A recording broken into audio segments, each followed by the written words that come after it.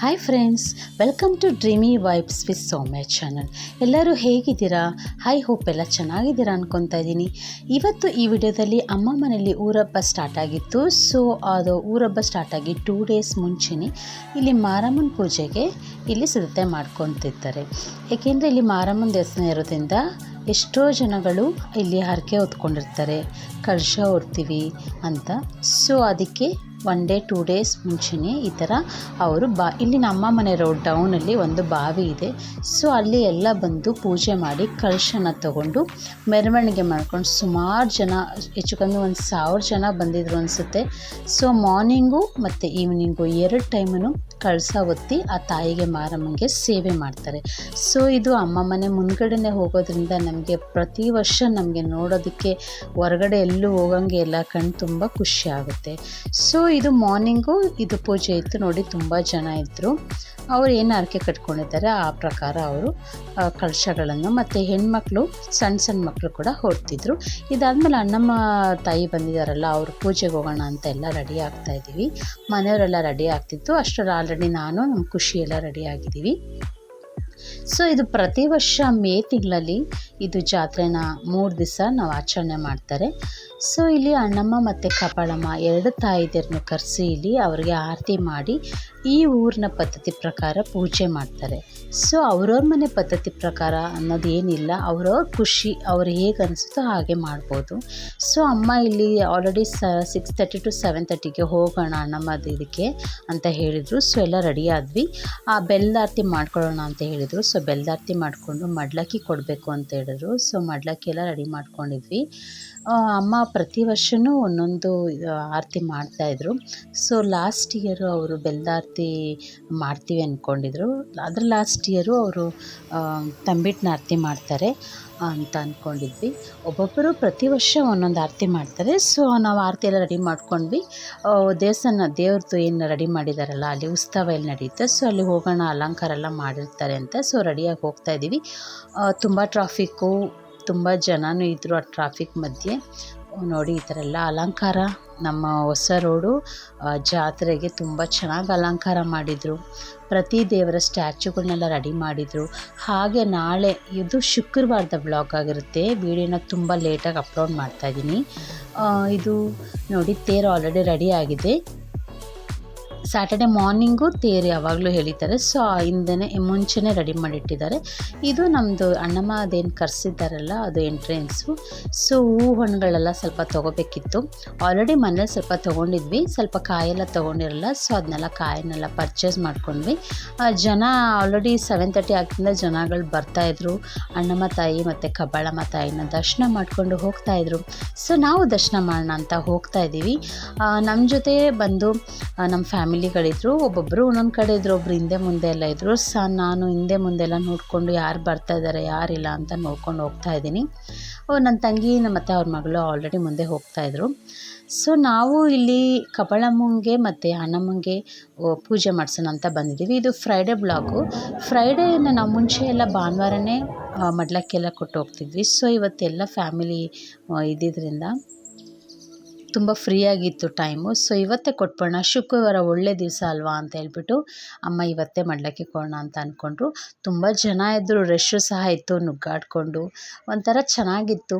ವರ್ಷಕ್ಕೊಂದ್ಸಲಿ ಈ ಥರ ನಮಗೂ ಖುಷಿ ಸಿಗುತ್ತೆ. ಯಾವಾಗ ಹಬ್ಬ ಬರುತ್ತೆ ಅನ್ನೋದು ಒಂಥರ ನಮಗೆ ಊರಹಬ್ಬ ಅನ್ನೋದು ಒಂದು ಒಳ್ಳೆಯ ಒಂದು ವೈಬ್ಸ್ ಇರುತ್ತಲ್ವ. ಸೊ ತುಂಬ ಚೆನ್ನಾಗಿತ್ತು. ಎಲ್ಲ ನೀಟಾಗಿ ರೆಡಿ ಆಗಿದ್ದೀವಿ. ಸೊ ಹಾಗೆ ಒಂದು ವೀಡಿಯೋ ಮಾಡ್ಕೊತಾ ಇದ್ದೀನಿ. ತುಂಬ ಜನನೂ ಇದ್ದರು. ಹಾಗೆ ರಮ್ಯಾ ನನ್ನ ತಂಗಿ ಮುಂದೆ ಆಲ್ರೆಡಿ ಹೋಗಿದ್ಲು. ಬಂದು ನೋಡಿ ಪ್ಲೇ ಆಡೋದಕ್ಕೆಲ್ಲ ತುಂಬ ಚೆನ್ನಾಗಿ ರೆಡಿ ಮಾಡಿದರು. ಲೈಟ್ಸಿಂಗೆಲ್ಲ ಹಾಕಿದ್ರು.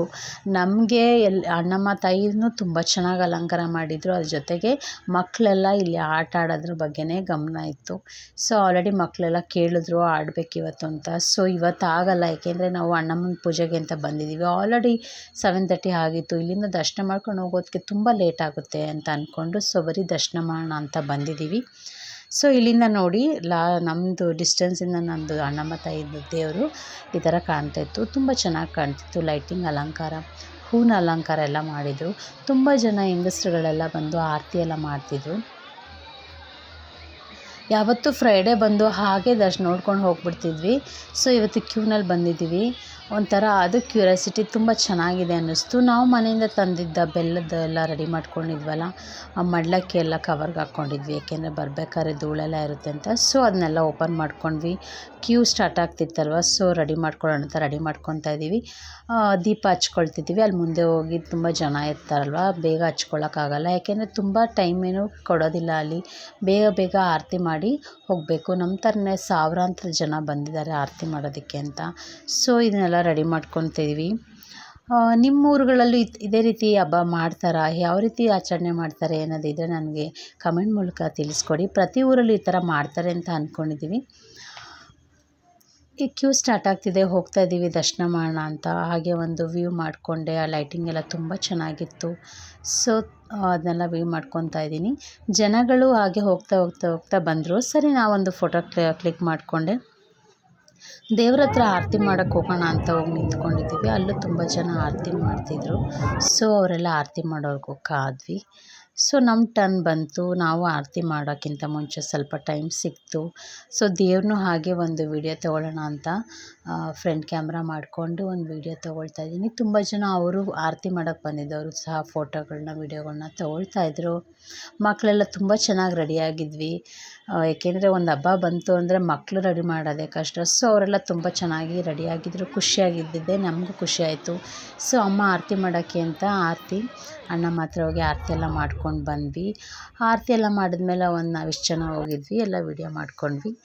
ಇದಾದಮೇಲೆ ನೆಕ್ಸ್ಟ್ ರೋಡ್ನಲ್ಲಿ ಕಬ್ಬಾಳಮ್ಮನ ಕರೆಸಿ ಅವ್ರಿಗೂ ಆ ತಾಯಿಗೂ ಸಹ ಅಲಂಕಾರ ಎಲ್ಲ ತುಂಬ ಚೆನ್ನಾಗಿ ಮಾಡಿದರು. ಆರತಿ ಮಾಡ್ತಾಯಿದ್ರು, ತುಂಬ ಚೆನ್ನಾಗಿತ್ತು. ನಾನು ಯಾವತ್ತೂ ಡೈರೆಕ್ಟ್ ಕಬ್ಬಾಳಮ್ಮನ ಟೆಂಪಲ್ಗೆ ಹೋಗಿಲ್ಲ.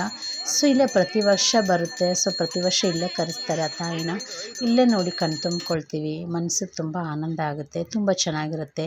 ಎಲ್ಲ ದರ್ಶನ ಮಾಡ್ಕೊಂಡು ಬಂದ್ವಿ. ಹಾಗೆ ಇಲ್ಲಿ ಮಲ್ಲಿಗೆ ಗಿಡದ್ದು ಮಾರ್ತಾಯಿದ್ರು.